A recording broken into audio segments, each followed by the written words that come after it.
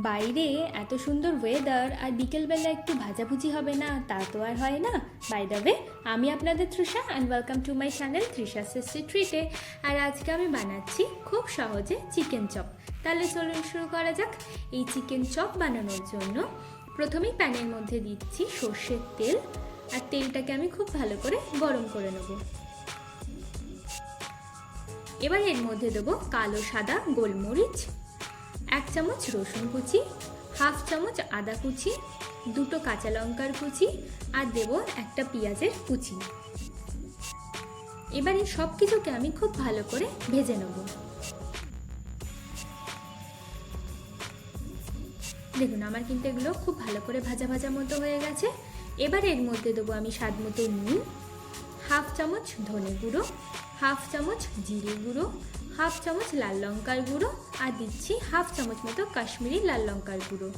এটাকেও আমি একটু মিশিয়ে নিচ্ছি। মশলাটা মেশানো হয়ে গেলে এর মধ্যে আমি 400 গ্রাম মতো চিকেন ছোট ছোট টুকরো করে কেটে নেওয়া দিয়ে দিচ্ছি। দিয়ে চিকেনটাকেও আমি খুব ভালো করে মশলাটার সাথে মিশিয়ে ভেজে নেব।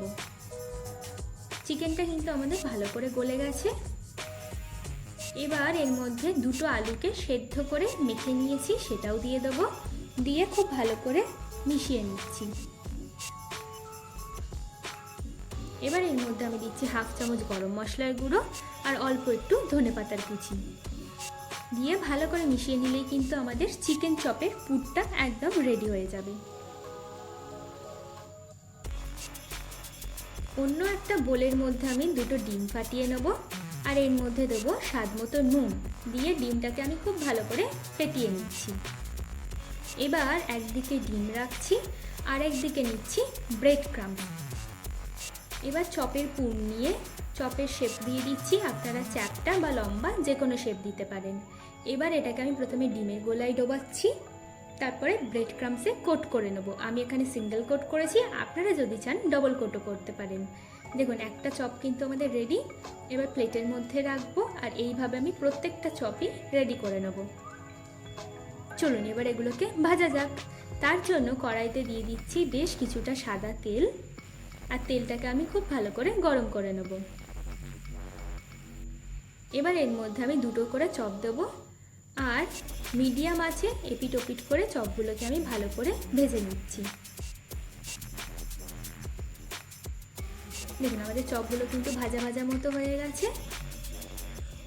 এবার আমি একটা প্লেটের মধ্যে চপগুলোকে তুলে নেব, আর বাকিগুলো একইভাবে ভেজে নিচ্ছি। চলুন এবার এগুলোকে আমরা সার্ভ করে নিই। স্যালাড সহযোগে আর কাসুন্দি আর টমেটো সস সহযোগে আমি এটাকে সার্ভ করলাম। আমার ভিডিওটি যদি আপনাদের ভালো লেগে থাকে তাহলে প্লিজ একটি লাইক করবেন, প্রচুর প্রচুর শেয়ার করবেন, আর এরকম আরও ভিডিও পেতে আমার চ্যানেলটিকে সাবস্ক্রাইব করবেন। টাটা।